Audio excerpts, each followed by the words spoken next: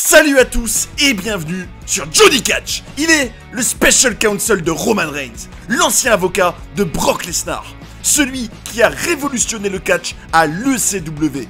Mesdames et messieurs, Paul Heyman.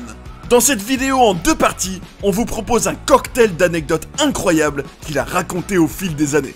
Vous apprendrez notamment de qui il était censé devenir le manager en 2002 avant d'être associé à Brock Lesnar. Comment il a évité à la bête incarnée de jouer un personnage de russe. Les coulisses de sa shoot promo légendaire contre Vince McMahon en 2001. Mais aussi sa réaction hilarante quand il a appris qu'il allait être le manager de CM Punk en 2012. N'hésitez pas à faire comme TJ qui est très fidèle à la chaîne et qu'on remercie du fond du cœur en vous abonnant, en likant et en partageant la vidéo pour faire grandir la chaîne tous ensemble. Vous êtes bien sur Johnny Catch, le cocktail d'anecdotes de Paul Heyman, siroté.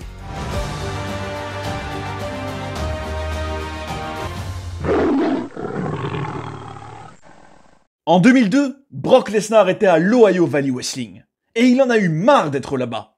Alors, il a dit à la WWE qu'il retournait dans le Minnesota. Alors, la WWE a commencé à le mettre dans des matchs non télévisés, qui sont là pour que l'équipe créative et Vince McMahon puissent observer les catcheurs en question. Et Brock était dans le ring, tôt dans la journée, le jour d'un show. Et il y avait des anciens, qui à l'époque produisaient les matchs, qui lui donnaient des conseils catastrophiques. Ils lui disaient qu'il devrait jouer un russe, qu'il devrait se tenir debout au milieu du ring et ne rien faire. On parle d'un champion national universitaire. Quand Brock Lesnar a fait un essai pour l'équipe de football américain des Vikings du Minnesota en 2004, il a eu un accident de moto. Il s'est brisé la mâchoire. Il s'est fracturé le bassin et il s'est déchiré l'aine. Tout le bas de son corps était bleu. Il est arrivé à cet essai en pesant 130 kilos, avec la mâchoire cassée, le bassin fracturé et l'aine déchirée. Et il a couru 400 mètres dans un temps du même niveau qu'un coureur qui se qualifie pour les Jeux Olympiques. Est-ce que vous vous rendez compte des capacités athlétiques énormes qu'il faut avoir pour ça? Et ce gars est dans le ring en tant que champion national universitaire et on lui dit qu'il devrait jouer un russe, qu'il devrait juste se tenir là sans bouger dans le ring. À ce moment-là, il y a Taz, l'ancien de l'ECW, et un grand fan de lutte amateur, qui va voir Brock et qui lui dit que ses anciens lui donnent de mauvais conseils et qu'il voudrait lui présenter quelqu'un. Et là, Taz vient me présenter Brock Lesnar. Taz me raconte ses conseils que les anciens lui ont donnés. Et je dis à Brock, tu réalises que si tu fais ce qu'il te conseille, ça va te nuire et tu seras viré dans 6 mois? Je lui dis que je vais aller parler à Vince McMahon de cette histoire. Il me dit, d'accord. Et là, personne ne connaît cette partie de l'histoire. C'était juste avant WrestleMania en 2002, à Toronto, où il y avait eu ce Hulk Hogan contre The Rock avec une réaction du public qu'on aimerait tout savoir, pas vrai? J'étais censé faire mon retour après avoir quitté mon rôle à l'écran à la fin de la storyline de l'Invasion, fin 2001. Je n'étais plus non plus commentateur, parce que Jerry Lawler est revenu. Alors, je n'avais plus rien à l'écran.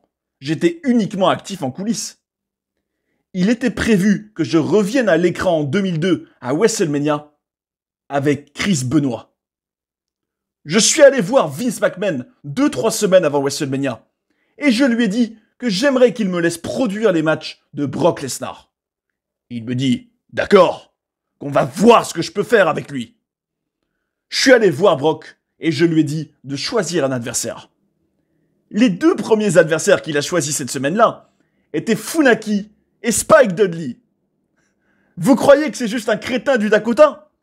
Il sait très bien ce qu'il fait. Et à partir de là, c'était parti. Il les a complètement tatanés.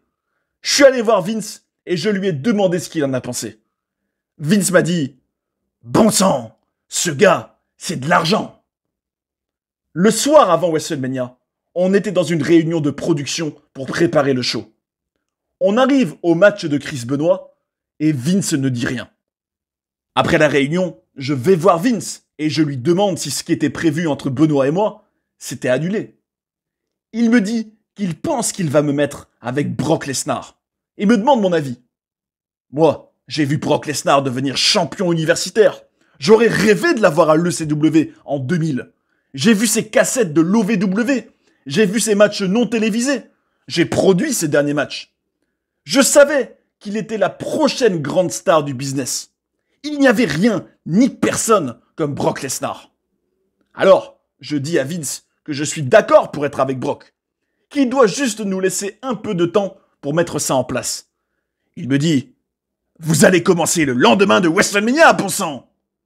Je dis « D'accord, mais attention !» Il me dit « Quoi ?» Je lui dis que Brock, c'est la prochaine grande star du business. Le next big thing. Vince me répond « Bon sang, Paul, ce surnom serait pourri !»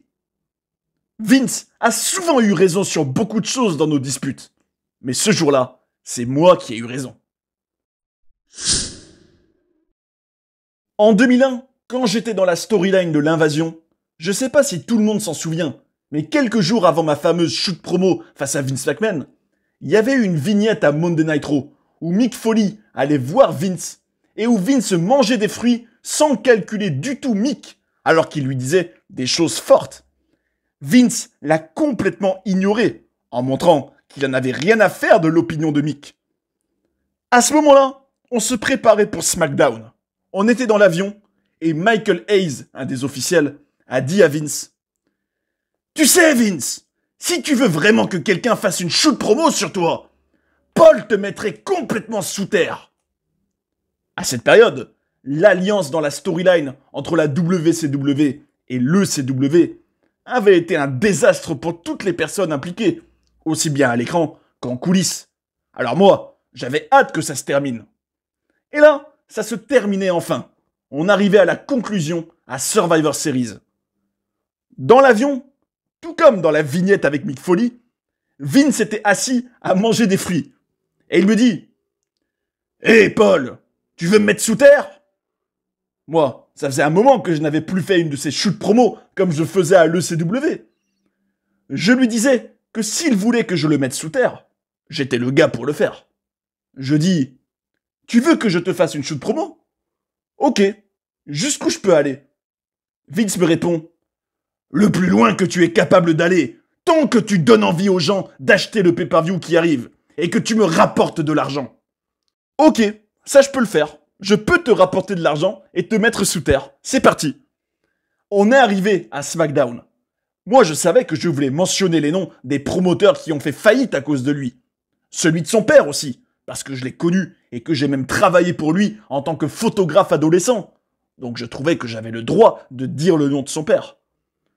On avait fait cet angle où j'avais retourné les enfants de Vince contre lui. Ça a été fait des centaines de milliers de fois depuis. Mais quand même, j'avais retourné ses enfants contre lui.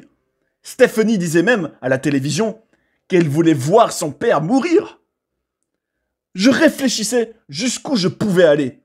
Et dans ma tête, je me disais beaucoup, c'est le divertissement sportif contre le catch. Si j'arrive à intégrer ça dans ma promo, les spectateurs se diront que Paul Heyman est vraiment en train de critiquer Vince McMahon pour de vrai, que c'est réel. J'ai trouvé la phrase « Tu as fait du mot catch un mot péjoratif, pas vrai Vince ?» Je me disais que ça, c'était le cœur de la promo.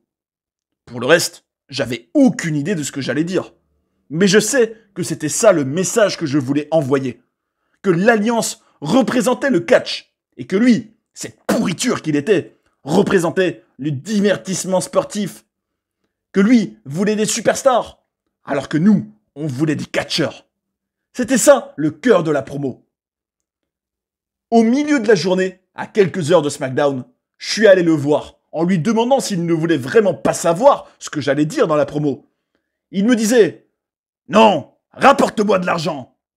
Je dis « Ok, mais tu vas vraiment rien me dire de plus que ça ?»« Non, rapporte-moi de l'argent !» On a eu l'idée qu'à la fin de ma promo, Taz vienne m'étrangler. Parce que Taz était juste commentateur à cette époque. Je le voyais comme une grosse boule de beurre qui était maintenant assis à côté de Michael Cole. Alors qu'avant, c'était un vrai dur à cuire. Ma phrase, c'était de dire à Vince Tu as réduit Taz à être un commentateur. Et même pas un bon. Avant la promo, je disais à Taz, t'es au courant de quand est-ce que tu dois venir m'étrangler, hein? Il me dit, non. Je lui dis, ah, t'inquiète, tu le sauras, tu le sauras. Je lui disais que la caméra allait nous filmer de près. Donc il devait vraiment y aller quand il m'étranglait. Et je peux vous dire qu'il n'y est pas allé de ma morte. Il m'a complètement étranglé. Et Dieu le bénisse pour ça. On était en gorilla position, juste avant que j'aille faire ma shoot promo. Je regarde Vince, qui était en train de manger une barre protéinée, et je lui ai dit, t'es sûr que tu veux rien savoir de ce que je vais dire? C'est quand même pas rien ce que je vais dire. Est-ce que ça va me rapporter de l'argent? Oui, Vince, ça recevra beaucoup d'attention, je te le garantis. Alors vas-y, donne tout. Oui, chef. Alors, je suis allé faire cette promo. Et pendant je sais plus combien de minutes, j'ai attaqué Vince McMahon dans un shoot. Et je recommande à n'importe qui veut faire une shoot promo de se rappeler qu'un shoot en soi, c'est très Vince Russo. Que ça ne fonctionne pas si je me contente juste de faire un shoot. Que tout le monde s'en fichera de mon avis. Mais que si j'arrive à tourner ce shoot vers le contexte de la storyline et à manipuler les spectateurs pour leur donner envie d'acheter un ticket pour Survivor Series, là, on tient quelque chose. Si j'arrive à faire en sorte que le spectateur se dise « C'est vrai que Vince a fait du mot catch un mot péjoratif. C'est vrai qu'il veut des superstars alors que moi je veux des catcheurs. C'est vrai tout ça. Qu'il aille en enfer. Je vais acheter ce pay-per-view parce que je veux voir l'alliance qui est contre Vince gagner. » Là, cette shoot promo rapporte de l'argent. Alors, on a pris cette promo très réaliste qu'on appelle une shoot promo et on est allé le plus loin possible dans le contenu, en manipulant les spectateurs dans le cadre de cette storyline. Et encore aujourd'hui, on me parle sans arrêt de cette promo, parce qu'on veut toujours savoir si c'était bien prévu, ce que Vince savait au préalable, ce qui était scripté. Et c'est tout le but d'une shoot promo. Une shoot promo, c'est pas de dire « Hé man, je sais que ta femme te trompe et que ton troisième enfant est pas vraiment le tien. » Les spectateurs se diront qu'ils en ont rien à faire et qu'ils veulent voir deux gars se battre. Mais si tu fais de cette promo quelque chose qu'ils peuvent ressentir dans leur cœur et que ça les passionne, c'est différent. Bubba Ray Dudley dit toujours « Touche une corde sensible, mec. Si tu touches une corde sensible, tu vas vendre un ticket. » Et c'est ce qu'on a essayé de faire. Et c'est tout à l'honneur de Vince de s'être pris une promo féroce avec plein de choses que personne ne lui avait jamais dites avant et de l'avoir prise pour pouvoir gagner de l'argent. Il n'a pas beaucoup partagé cet argent avec moi quand on a su le nombre de pay-per-view vendus pour Survivor Series. Parce qu'il s'est sûrement dit que ma paye, c'était d'avoir eu le droit de lui dire tout ça. J'ai rencontré Phil Brooks, CM Punk, quand j'étais sur la fin de mon contrat de 5 ans quand je suis arrivé à la WWE. C'était juste après le premier pay-per-view One Night Stand en 2005. On m'a demandé d'aller à l'Ohio Valley Wrestling pour produire les shows. Et un des talents qu'on m'a envoyé assez tôt était CM Punk, qui avait travaillé pour mon protégé Gabe Sapolsky à la Ring of Honor, et qui avait la réputation d'être un performeur fantastique et d'avoir son propre point de vue sur les choses. La WWE a recruté CM Punk parce qu'il faisait le buzz sur Internet. Mais ils ne savaient pas quoi faire avec lui. Ils étaient allés le voir à l'époque où il avait eu un match non télévisé, en lui demandant ce que c'était sa prise de finition. Il faisait une sorte de pedigree de la troisième corde qui s'appelait le Pepsi Plunge. Ce qui n'était pas la meilleure chose à proposer à la WWE à ce moment-là, politiquement. Alors, il leur a demandé quelle prise de finition ils voulaient qu'il fasse. Ils lui ont dit de faire quelque chose d'acrobatique, à la Jeff Hardy. Mais il leur a dit qu'il ne faisait pas ce genre de prise. Ils lui ont dit « Ah bon ?» Il leur a demandé s'ils avaient déjà vu ses matchs. Et ils lui ont dit que non. Qu'ils ont juste lu des choses sur lui sur Internet. Et que c'était pour ça qu'ils l'avaient recruté. Ça a l'air ridicule, non? Mais c'est la vérité. Ils l'ont envoyé à l'OVW en me disant de le virer. J'ai dit que je vire personne, moi. Que moi je recrute et que je développe les talents. Ils m'ont dit de me débarrasser de lui. Mais je voulais pas. C'était un main eventer à mes yeux. Je leur disais que ce gars méritait d'être au sommet et qu'il allait leur rapporter de l'argent en étant au top. Et ils m'ont regardé comme si j'étais fou. Alors, j'ai travaillé avec lui. Je l'ai aidé, je l'ai protégé. Je l'ai gardé plus longtemps à l'OVW que ce que la WWE voulait. Et quand ils ont lancé la nouvelle ECW, il était le premier gars que j'ai ramené avec moi de l'OVW. Parce que c'était le gars autour de qui j'allais construire la promotion comme notre nouvelle star. Ce qui s'est passé au pay-per-view December to Dismember en 2006 était beaucoup lié à mon désaccord avec Vince McMahon sur la présentation et la mise en avant de CM Punk. En 2011, quand il a fait sa pipe bomb, je n'étais plus dans le monde du catch. On m'avait complètement oublié. Je faisais beaucoup de travail digital avec Brock Lesnar, qui était à l'UFC. J'avais écrit l'autobiographie de Brock avec lui. J'étais loin. Je faisais partie d'un passé qu'on faisait oublier. Et Punk est arrivé dans cette arène à Las Vegas, la ville de l'UFC en plus, et a dit à l'antenne qu'il était un Poleman Guy.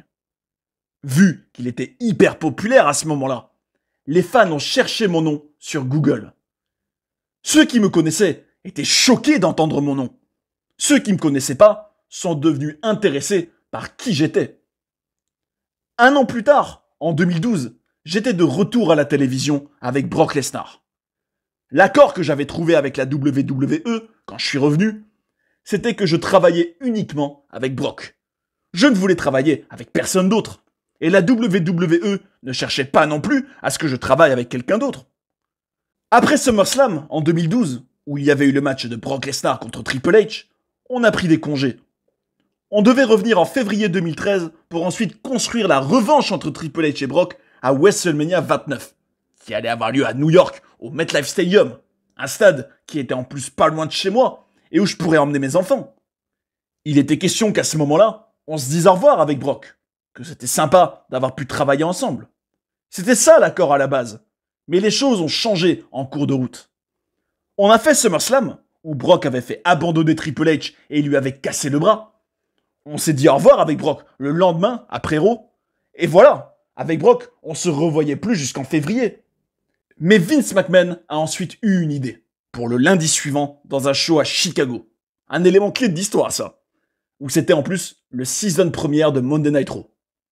Il devait se passer quelque chose dans ce show qui allait faire à CM Punk un heel turn complet. Comment faire un heel turn à CM Punk à Chicago? Encore plus face à John Cena. Parce que Night of Champions avait lieu à Boston, la ville de John Cena. Et là-bas, ils allaient bien sûr huer John Cena et encourager CM Punk. Vince McMahon a eu l'idée qu'à défaut de réussir à faire huer CM Punk, je pourrais au moins leur couper le souffle. Comment je leur coupe le souffle? En coupant la clim? Je reçois un appel de Vince. On se parlait pas beaucoup à l'époque. Et il me dit: Hé gamin, là tu vas être en congé jusqu'en février, voire même jusqu'en mars. Tu fais quoi lundi prochain?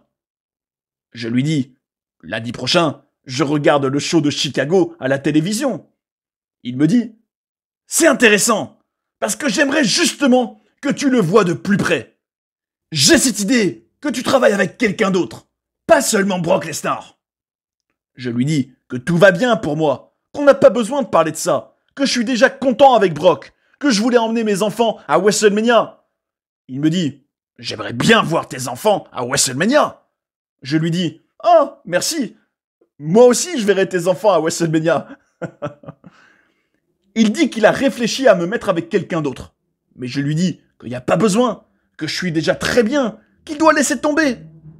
Mais bon, je lui demande quand même avec qui il veut me mettre. Il me dit: CM Punk.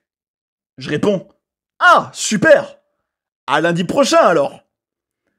Vous devez prendre suffisamment conscience du grabuge qu'on avait causé en coulisses avec Punk il y a quelques années, ce qui m'avait valu de m'exiler. Durant ces années où je n'étais plus à la WWE, on parlait tout le temps avec CM Punk. Même si je n'étais plus à la WWE, j'étais toujours son ami. Beaucoup de ce qu'il faisait à la WWE à l'époque venait de nos discussions ensemble. Et j'avais beaucoup de respect pour lui en tant que talent et en tant qu'être humain. Ce soir du season première, avec Punk, on était dans une voiture où on était censé regarder John Cena par la fenêtre qui était par terre, tout le monde se dirait « Oh bon sang, c'est CM Punk et Paul Heyman !» C'était ça, le grand suspense du show. Qui était dans la voiture avec CM Punk? Et c'était moi. J'oublierai jamais, Punk est arrivé en courant dans la voiture, la caméra le filme, et on savait qu'on avait environ 20 secondes avant d'être refilmé pour partir en voiture et apparaître par la fenêtre. On était tous les deux complètement penchés dans la voiture, pour qu'on ne puisse vraiment pas nous voir au cas où la caméra nous filme trop tôt. Alors qu'on était tous les deux penchés, je le regarde et il me dit « T'arrives à croire qu'ils nous ont mis ensemble ?» Je lui réponds qu'on va tous les deux se faire virer dans les 4 prochaines semaines. Il me dit « Mais ils ont aucune idée de tout le grabuge qu'on va faire pendant ces 4 semaines. » J'ai adoré travailler avec CM Punk. Je me suis régalé parce que j'avais la chance de jouer 2 personnages différents à la télévision. Je jouais l'avocat pour Brock Lesnar, où c'est moi qui parle tout le temps, parce que la dynamique entre nous deux fonctionne mieux comme ça. Même si vous avez pu voir à l'UFC qu'il sait aussi parler. Et avec Punk, je n'avais quasiment rien à dire. Je me tenais juste derrière lui, et je faisais juste des expressions du visage pendant que lui parlait. Des fois, je soulevais sa ceinture de champion. D'ailleurs, cette ceinture pèse 18 kilos, et à chaque fois qu'il disait qu'il était champion, je la soulevais, et je le suppliais de changer de sujet, parce que c'était lourd à porter. On s'est éclaté, parce que tout comme moi, il avait aucune idée de ce qu'il allait dire en arrivant dans le ring. Il faisait vraiment des shoots promo, qui s'inscrivaient dans la storyline qu'on faisait. Il croyait vraiment, dans son cœur, qu'il disait la vérité. Dans la prochaine partie, vous apprendrez entre autres comment il a aidé Steve Austin à devenir Stone Cold, les coulisses de sa promo marquante à Chicago en 2014, quand CM Punk venait de quitter la WWE, la réaction incroyable de Brock Lesnar quand il a appris qu'il affronterait l'Undertaker à WrestleMania 30, mais aussi la théorie choquante de Paul sur la fin de la streak. En tout cas, on a déjà pu découvrir des éléments marquants dans les anecdotes de Heyman, comme par exemple le fait qu'il était censé devenir le manager de Chris Benoit en 2002, à la base. La réaction de Vince McMahon en entendant le surnom The Next Big Thing pour la première fois, qu'il trouvait nul. Et à quel point il s'est battu pour sauver la carrière de CM Punk à la WWE dès 2005. Et tout ça me fait vous poser une question. Dans quel rôle vous préférez Paul Heyman à l'écran ? Dites-nous ce que vous en pensez, ce sera un plaisir de lire vos commentaires et de partager nos avis ensemble, parce que c'est le catch comme on l'aime. Si ce cocktail d'anecdotes de Paul vous a surpris, explosez-moi la barre de like, partagez la vidéo et abonnez-vous pour ne pas rater les prochaines, c'est le meilleur soutien pour la chaîne. Merci beaucoup à ceux qui l'ont fait et à ceux qui le feront, on est ensemble. Prenez soin des vôtres et à bientôt sur Johnny Catch.